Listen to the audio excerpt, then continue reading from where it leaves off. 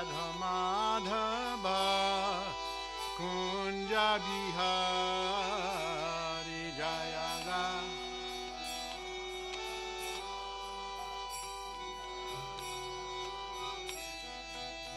Jaya Radha Madhava Kunja Bihari Jaya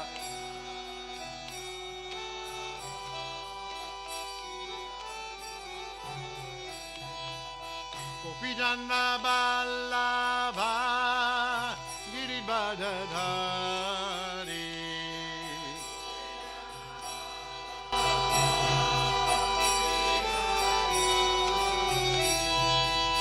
Gopijana Vallabha Giribadadhari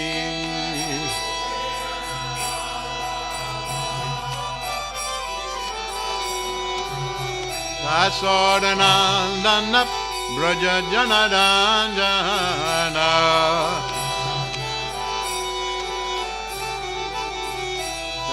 Dasodanandana Braja Janaranjana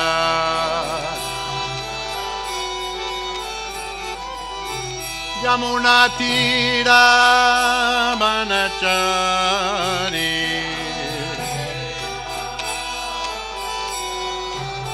Yamuna Tira Vanachari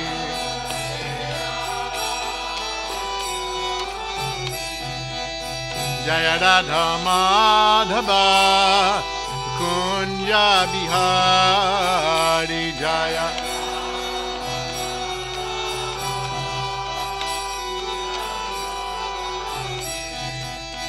Jaya Radha Madhava Kunja Bihari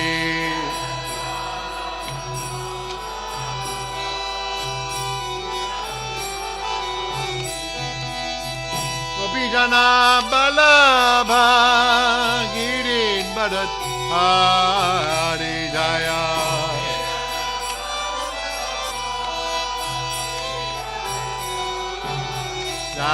Dasodanandana Braja Janaranjana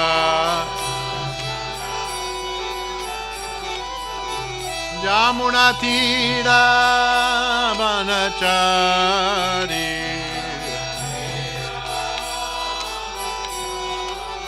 Yamuna Tira Vanachari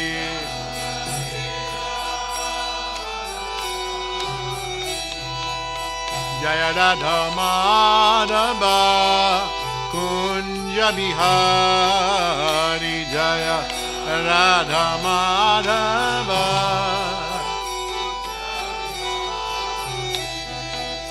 Gopijana Vallabha Giribadadhari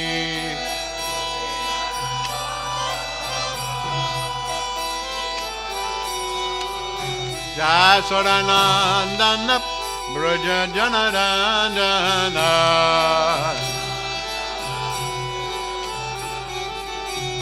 Yamuna Tira Vanachari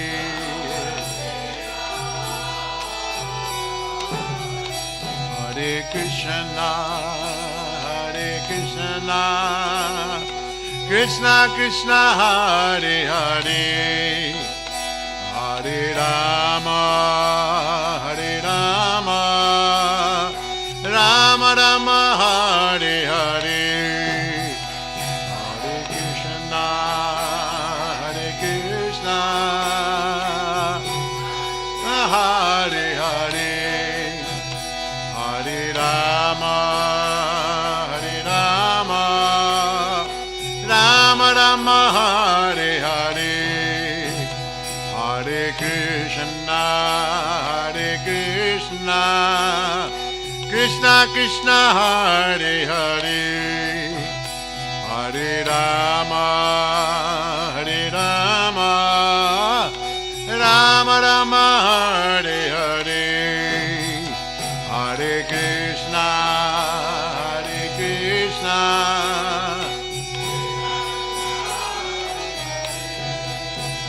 Hare Rama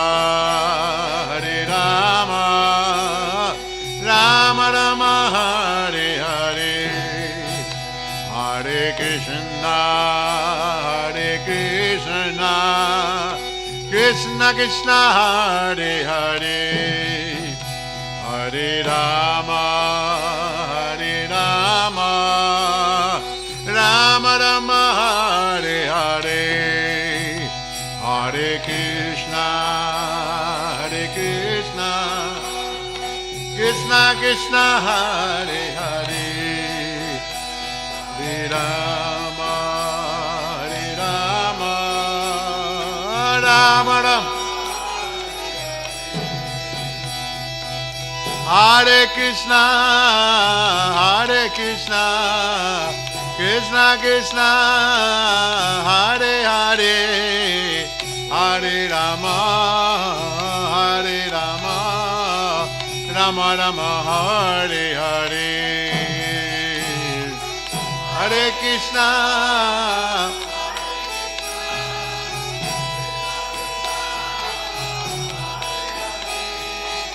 Hare Rama, Hare Rama,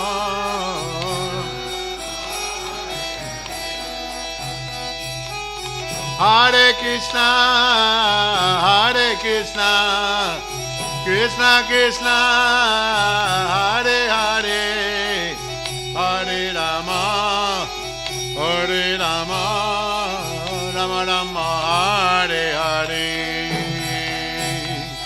Hare Krishna, Krishna Krishna, Hare Hare, Hare Rama, Rama Rama, Hare Hare, Hare Krishna, Hare Krishna, Krishna Krishna, Hare Hare, Hare Rama, Hare Rama, Rama Rama, Hare Hare, Hare Krishna, Krishna Krishna, Hare Hare, Hare Rama, Hare Rama,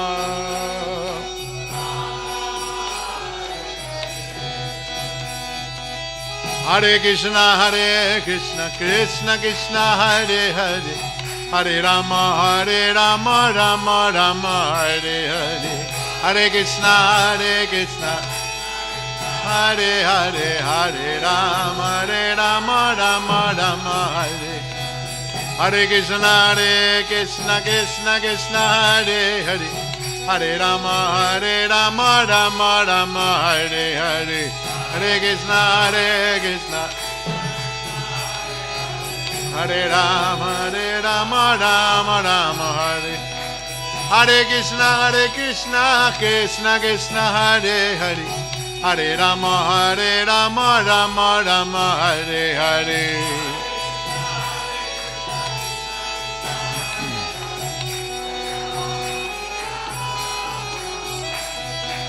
Hare Krishna, Hare Krishna, Krishna Krishna, Hare Hare, Hare Rama, Hare Rama, Rama Rama, Hare Hare, Krishna Krishna, Krishna Hare Hare, Hare Rama,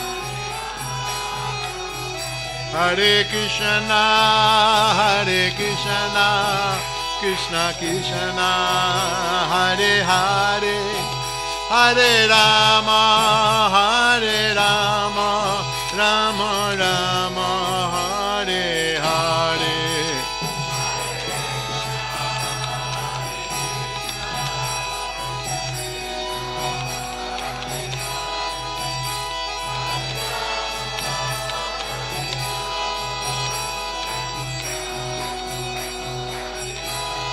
Hare Krishna, Hare Krishna, Krishna Krishna, Hare Hare, Hare Rama, Hare Rama, Rama Rama, Hare Hare, Hare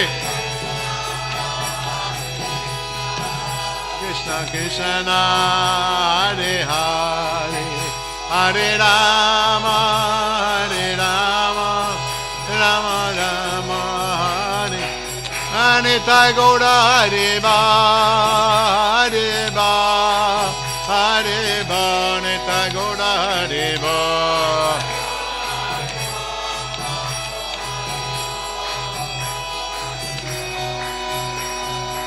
Jaya Prabhupada, Prabhupada, Prabhupada, Jaya Jaya Prabhupada.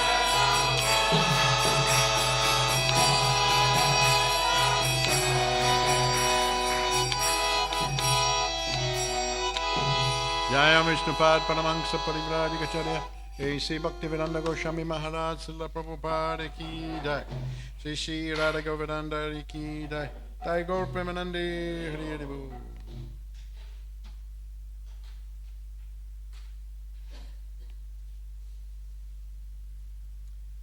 Om Namo Bhagavate Vasudevaya.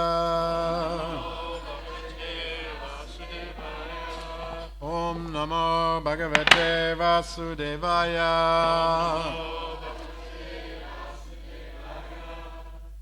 Om Namo Bhagavate Vasudevaya.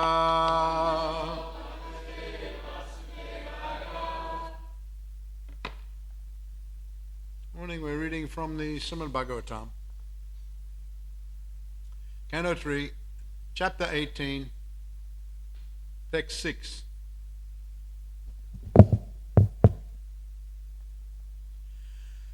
Satudyamanori durukta tomarai.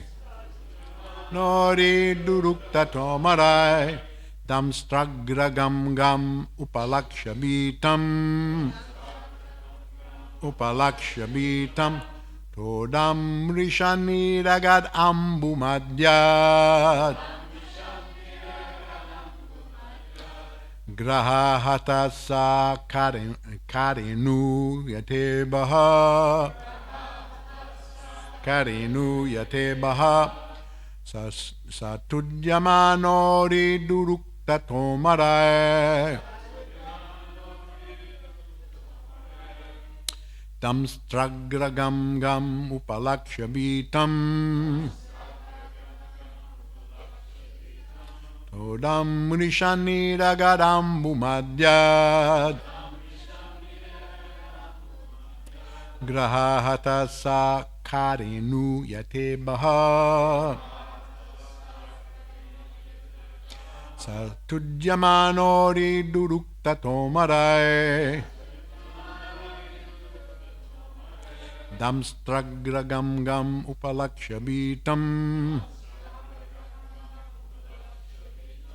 Todam rishani ragad ambumadyad. Graha hatasa karinu yate baha.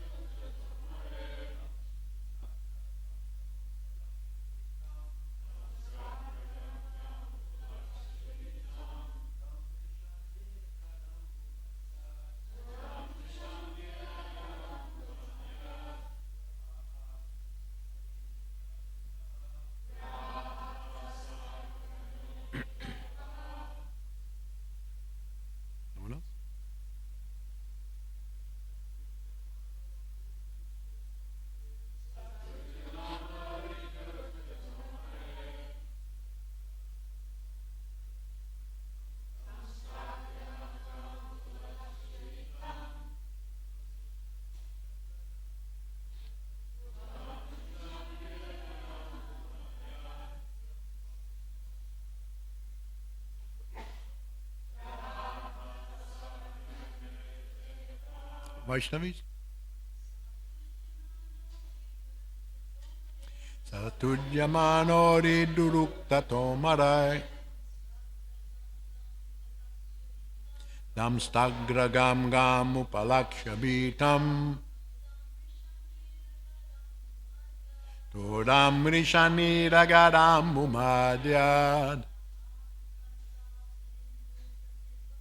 Grahahata sa karinu yate baha. Satujyamanori durukta tomarai. Tamstagragam gam upalakshabitam.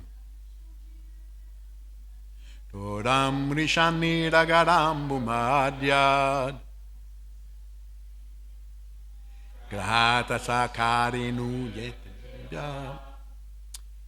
Word for word. Sa he tujyamana, being pained, ari, of the enemy, durukta, by the abusive words, tomarai, by the weapons, damstra agra, on the ends of his tusks, gam, situation, gam, the earth, upalaksha, seeing, bitam, frightened, todam, the pain, mrishan, bearing, nidagat, he came out, ambumadyat, from the midst of the water, graha, by a crocodile, ahata, attacked, karinu, along with a she-elephant, yata, as, aiba, an elephant. Translation: although the Lord was pained by the shaft-like abusive words of the demon, he bore the pain, but seeing that the earth on the ends of his tusks was frightened, he rose out of the water just as an elephant emerges with its female companion when assailed by an alligator.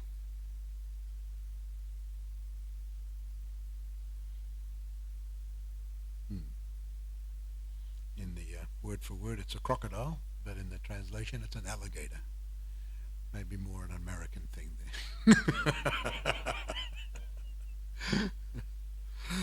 They are different species of amphibian. Purport: the Mayavadi philosopher cannot understand that the Lord has feelings. The Lord is satisfied if someone offers him a nice prayer, and similarly God is dissatisfied if someone decries his existence or calls him by ill names. The Supreme Personality of Godhead is decried by the Mayavadi philosophers, who are almost demons. They say that God has no head, no form, no existence, and no legs, hands, or other bodily limbs. In other words, they say that he is dead or lame. All these misconceptions of the Supreme Lord are a source of dissatisfaction to him. He is never pleased with such atheistic descriptions. In this case, although the Lord felt sorrow from the piercing words of the demon, he delivered the earth for the satisfaction of the demigods, who are ever his devotees. The conclusion is that God is as sentient as we are. He is satisfied by our prayers and dissatisfied by our harsh words against him. In order to give protection to his devotee, he is always ready to tolerate insulting words from the atheists. Satujyamano ri durukta tomarai dam stagra gam gam upalakshabitam todam mirishanniragaram bumadyat graha hatasa karinu yate baha. Although the Lord was pained by the shaft-like abusive words of the demon, he bore the pain, but seeing that the earth on the ends of his tusk was frightened, he rose out of the water just as an elephant emerges with its female companion when assailed by an alligator.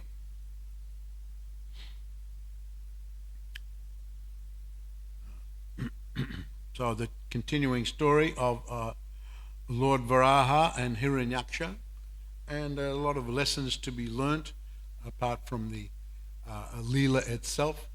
There's many, that Krishna is so expert that he accomplishes many things. Is one of the qualities of the Supreme Personality of Godhead, that he is expert. And expert means one can do many things simultaneously and achieve the desired result. So Krishna accomplishes He pleases his devotees. He saves the earth. He shows by example what to do in situations, how to react. And at the same time, there's the position of the Asura Hiranyaksha, who was a source of great pain to the demigods and to everyone.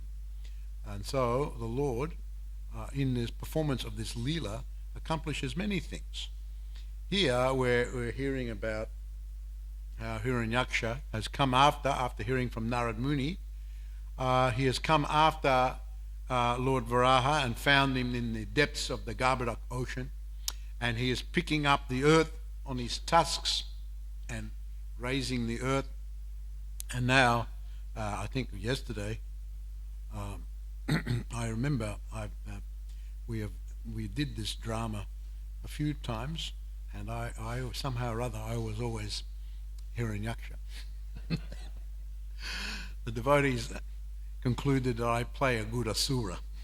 I told them that I'm not playing very much. My nature is.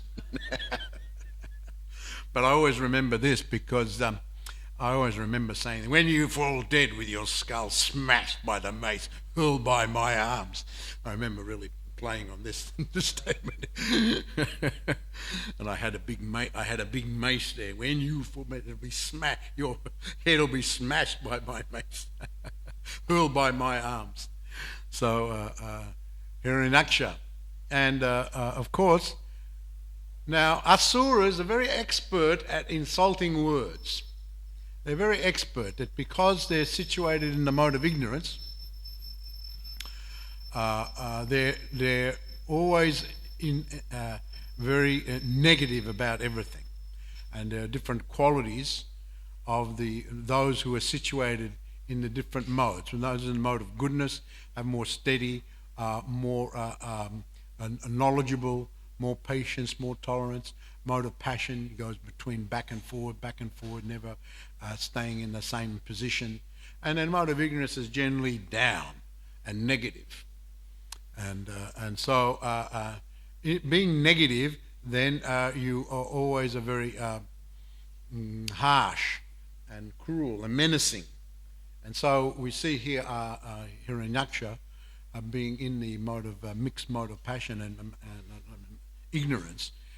He's expert at insults. And Prabhupada explains, when you read in Bhagavad Gita, also in Srimad Bhagavatam, he explains in his purports that, yes, this is one of the main features of the Asuras. They know how to insult. And from the very beginning of their lives, because they're in the mode of ignorance, they develop a certain mentality, and it just comes out by nature. And not only it comes out right in the beginning, but after many times of coming out, they develop it into almost an art form where they don't even have to think about it anymore. They just come out, it comes out, and they're insulting. They're very, very insulting. So someone who's always insulting others, that you can understand that they're very much affected by the mode of ignorance. So we can tell by the symptoms, just like a doctor can tell by the symptoms. When you go to the doctor, they'll always ask about symptoms, and they can have some idea from the symptoms of what your position is. So similarly, those who are trained in spiritual philosophy, in philosophy from books like Bhagavad Gita and Srimad Bhagavatam, can know by certain symptoms. There are also other explanations given about different aspects of transcendental consciousness and transcendental philosophy, but also explanation of different symptoms. So someone who's like that, someone who's like that, or sometimes they're like that, sometimes they're not like that. That would be a person more in the mode of passion. Sometimes they're your best friend. And then in the next moment they can turn and be your worst enemy. I had someone who, in the space of a short conversation, could turn from being very friendly to being very nasty, almost in the same sentence, or in the next sentence that followed. So, going from very nasty and menacing or going from very good. Usually it started that way. They started off good, and then they all of a sudden they switch to very menacing. Of course, we're not always speaking about others. We ourselves suffer from these things because we are also affected by the tamaguna, mode of ignorance. When we're affected by the tamaguna, we act like that.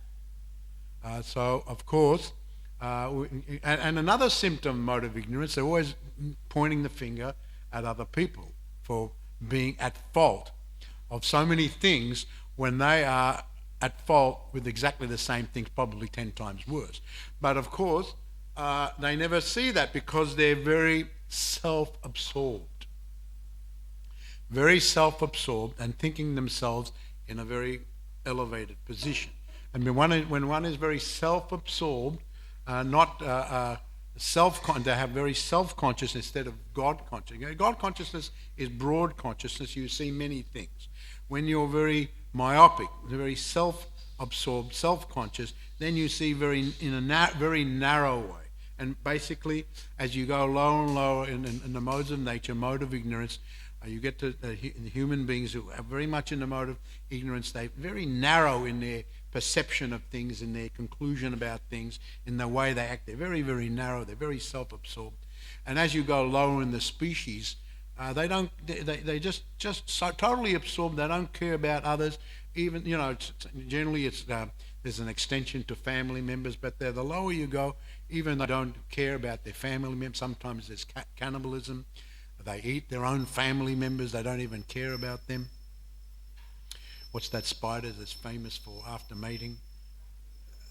The black widow. Yeah, the black widow after it's the female, right? The back of the female is just like this huge spider, and then the male very gingerly comes along too. But he's very small, right?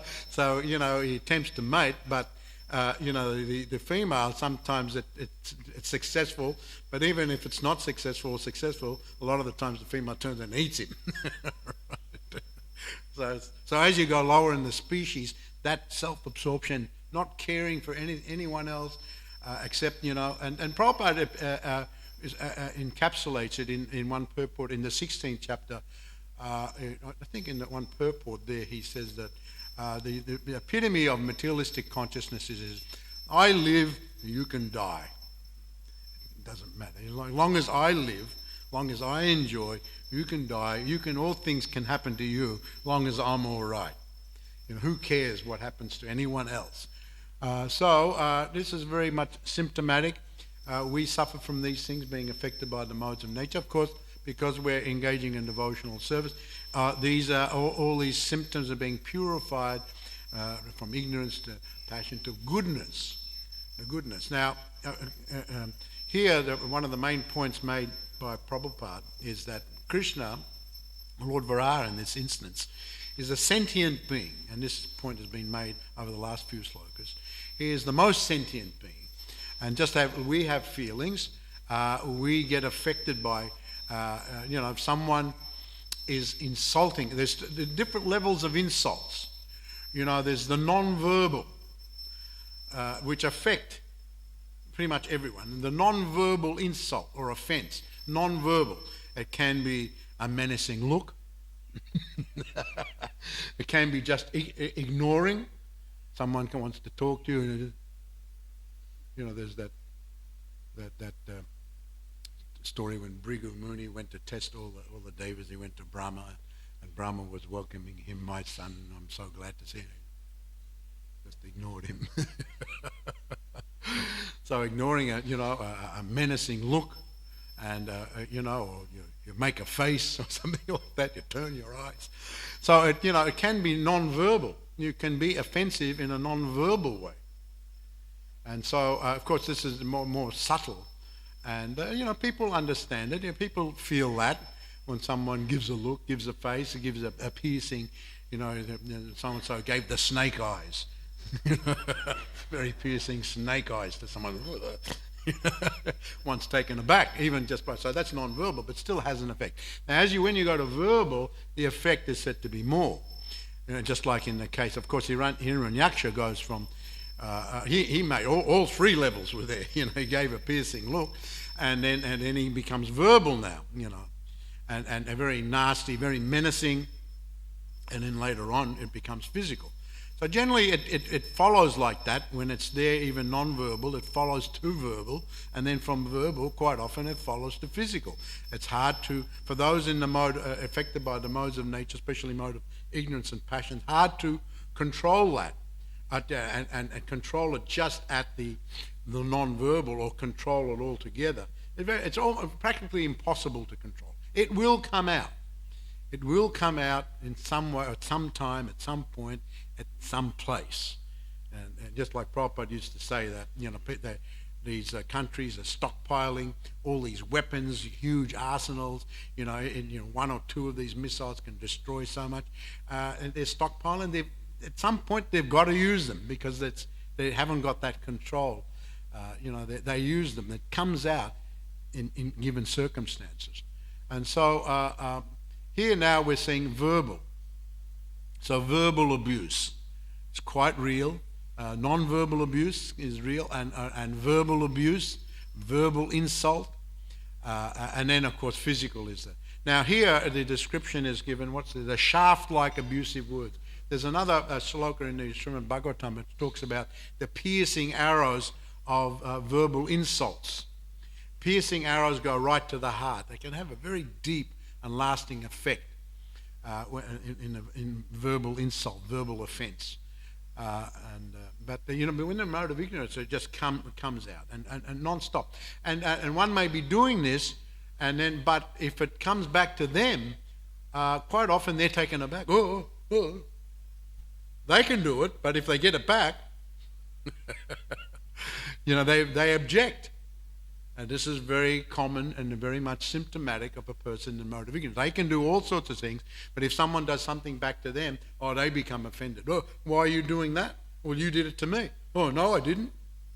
They don't admit it. And there's this kind of mode of ignorance. There's another symptom is that they're never wrong about anything. They're always right. Even if it's wrong, it's not wrong. You're wrong. You said that. No, I didn't. You said it. No, I didn't say it. You said it. No, you're the one that said it. So this can go on. Of course, we're guilty of these things in so many ways.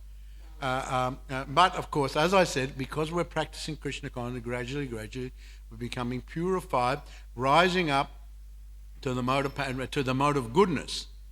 And really now, when it comes to offences and insults and all these things, we heard in the class by Srila Prabhupada on Saturday on the Codicy, when that lady was asking about what do you do about negativity, remember that?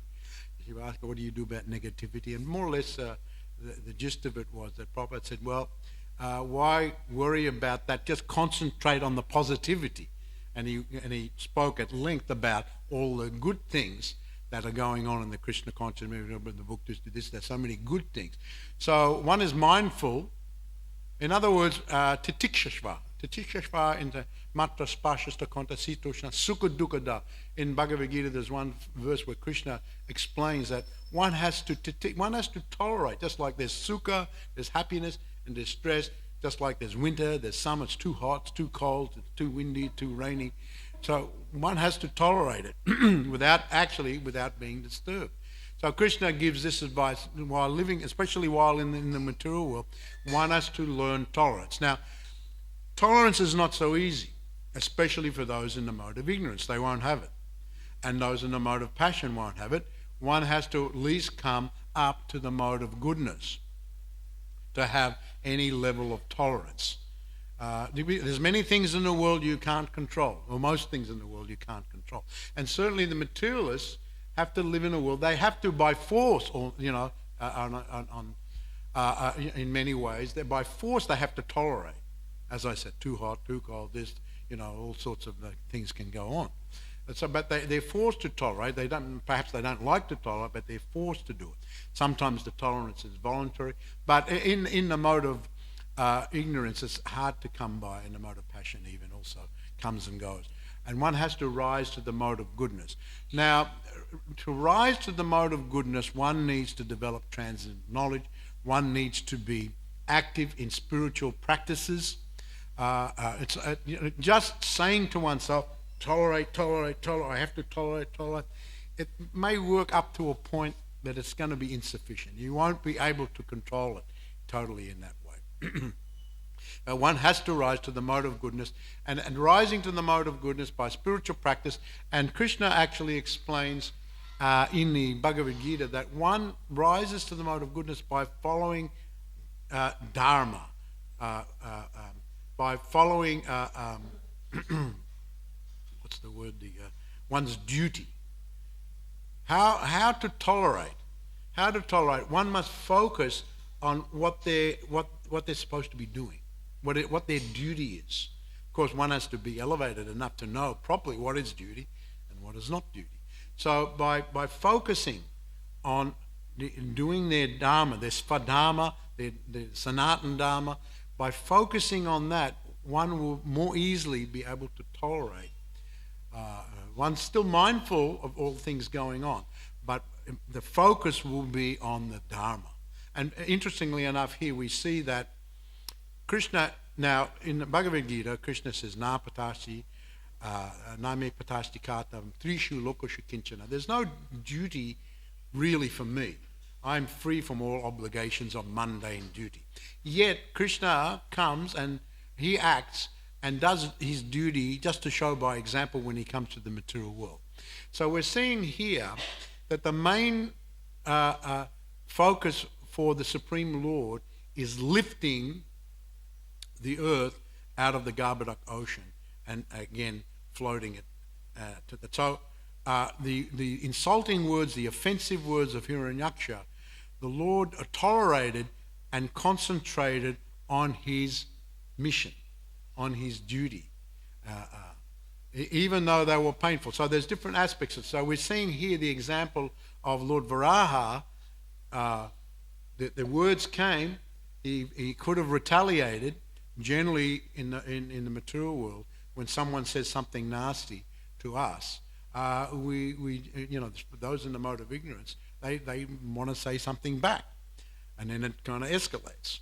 Or if someone does something physical, you want to do something physical back. But here we find that because Lord Varaha was concentrating on his duty, on his mission, he wanted to lift up. He just ignored the words of Lord of Varaha and continued to lift the earth and place the earth on top of the Govardhana ocean. So this is very instructive for us, and that's what Prabhupada said. Just concentrate on what needs to be done and mindful of the negativity. Of course, in another sense, one has to have knowledge and be able to discriminate when to tolerate and not to tolerate a thing. That takes some expertise. That takes some intelligence. Discrimination.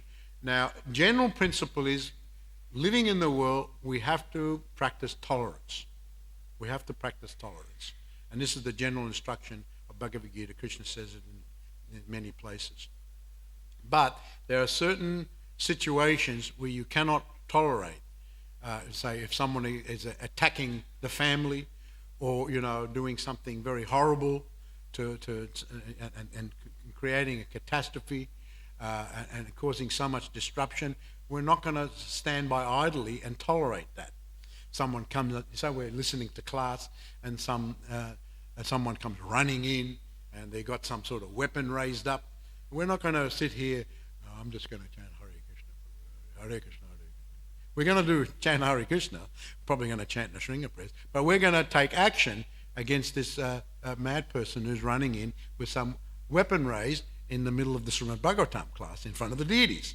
It would be false to just sit there and have a false tolerance as far as that's concerned. You understand the point? So in some exceptional situations, it's allowable, and actually in the Manusamhita also states it. In some, you can't even tell a lie. The general principle is never tell a lie. But in some circumstances, Manusamhita says you can tell a lie. If your family is just about to be killed, you can tell a lie to save them. So there are exceptions. And so that needs intelligence, that needs development of knowledge to understand when to generally be tolerant, when to discriminate, when not to be tolerant. And it's not for beginners should just follow the example of the more senior, more elevated Vaishnavas, and we always follow the example of Prabhupada. So Prabhupada was mainly focused on the positivity. So this is one point. The other point here is the feelings of the Supreme Lord. He is a sentient being, as I mentioned, and he was pained. The Lord is very much dissatisfied by these types of someone who decries his existence. The Lord is more satisfied when someone offers a nice prayer, chants Hare Krishna. This is a standard. It's more pleasing. This is a standard of spiritual life, is a pleasing atmosphere. Just like swans, they like lakes. They like nice places. They don't like garbage dumps. Flies, you'll find flies over there. They like garbage dumps. But the swans, they prefer the more beautiful areas, the more scenic areas. So the devotees, and going right up to the Supreme Personality of Godhead, like spiritual, elevated, beautiful atmosphere that includes words and activities and everything. So Krishna has these feelings also. So and he's dissatisfied when someone is being offensive and being insulting and so on and so forth. Now, another aspect to understand about how Krishna feels about that, and explain a little bit in the next verse, is that it's not so much that he was that much affected by those words, because he is the Supreme Personality of Godhead. I always remember that time in Melbourne when Prabhupada was giving a lecture and in the town hall, the Melbourne town hall, and there was a big, huge crowd, thousands of people. But in the front there was some people who had come and deliberately talking loud, making a disturbance. And then so Prabhupada tolerated for a while. Then he stopped and he said, "Don't make a disturbance like that." And then very sarcastically, one of them said that, "Well, you're supposed to be the big Swami Guru. Well, why are you disturbed?" And then Prabhupada said, "No, I'm not disturbed, but you are disturbing everybody else." And then from the crowd we heard, yeah, why don't you go out? Something like that. I can't remember exactly. But so Prabhupada wasn't disturbed as far as himself is concerned. He was disturbed because these people were disturbing everybody else who'd come to listen to the lecture and attend the program. So that was so he was disturbed in that way. So Lord Varaha is more disturbed in that way rather than being really affected by the words. I mean, what is Hiranyaksha? I'm going to smash your. What did he say? I'm going to smash your skull. You can't smash the skull of the Supreme Personality of God. I always remember that story with Ravana, who wanted to have Narada Muni was nearby. He demanded Narada Muni teach him all sorts of mantras, and Narada Muni said, "No, these sorts of mantras, Om and this, they're not for people like you." So Ravana immediately became angry, and his overreaction, he was going to kill him. He wanted to kill him. He took his spear and he threw it at Narada Muni, but Narada Muni's got a spiritual body. It went in one side, came out the other. Narada Muni caught it and said, "You may need this for someone else." That's that story in the Ramayana, like that. Not in the You may so the spiritual body. So how can Hiranyaksha smash the skull of the Supreme Personality of God? Do you really think Lord Varaha was very much disturbed by those words in that sense? Someone, and Prabhupada actually meant someone who's very, very powerful. Say you're a big kind of MMA champion or something like that, and some little kid comes along into the ring and say, "Right, I'm going to really pummel you." You're not going to think much of it, because you're the champion. What's this little kid going to do?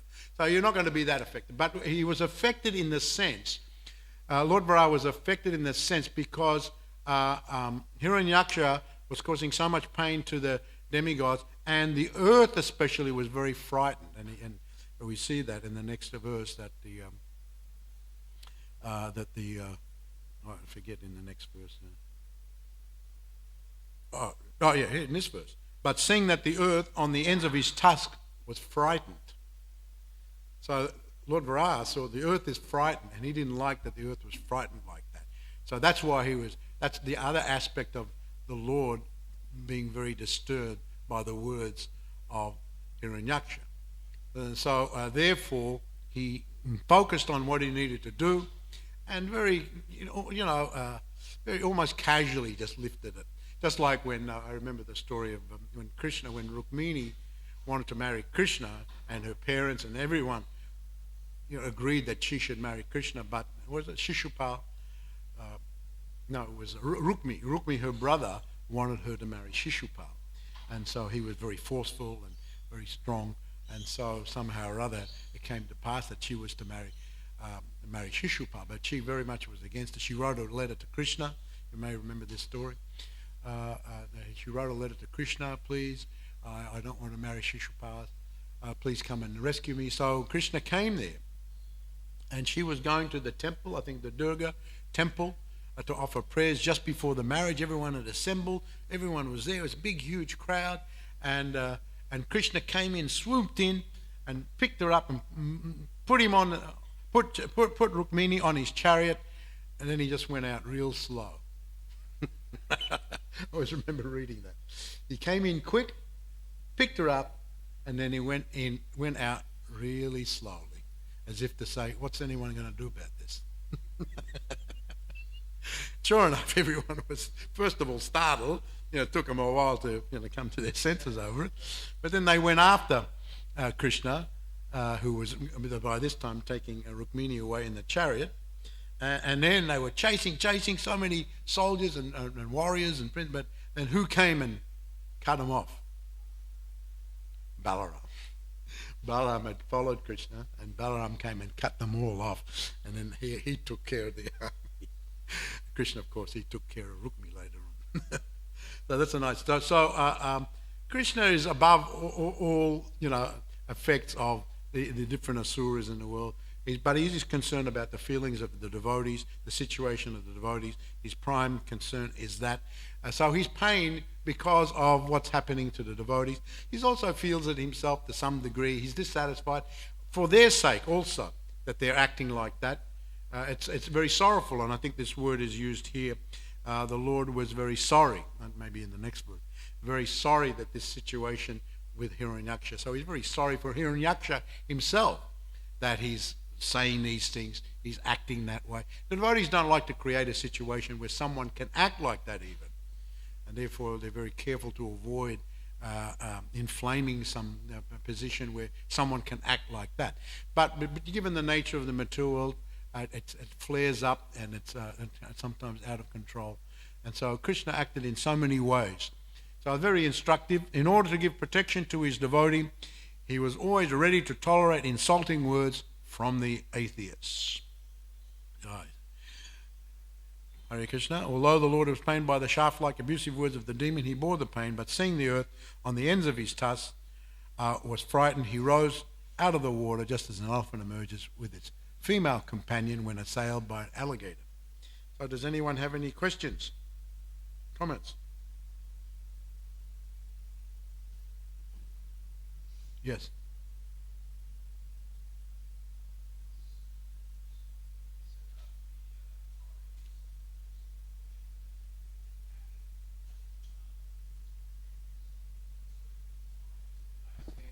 The what? The dice.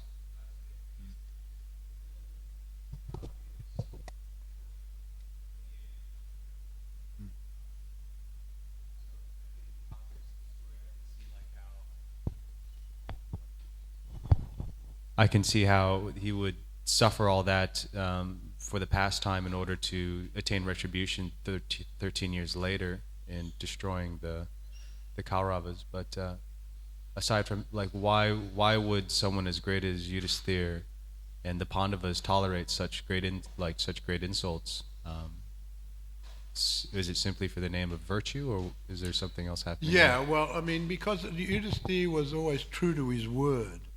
And so he had made that promise, and the Kshatriyas, just by their nature, it's one of the great upholding principles for them. It's very important to them to be true to their word, even though some disastrous, catastrophic event can come from it. If so he thought, and then the brothers they were, especially Bhimsena, wanted to take immediate action, but because they were loyal to Yudhisthira, they also didn't take action. And ultimately, we know Krishna came and saved the day for Draupadi, and later on, retribution was there years later. But so I think the understanding there is because he had given his word in the situation as a Kshatriya, as a king, and therefore he had to honor that word no matter what the consequences. So that's the way I understand it. You have to honor the word, tolerate all that. Any other question? Okay. Jai, all glories to Srila Prabhupada ki Jai, Gaur Premanandi.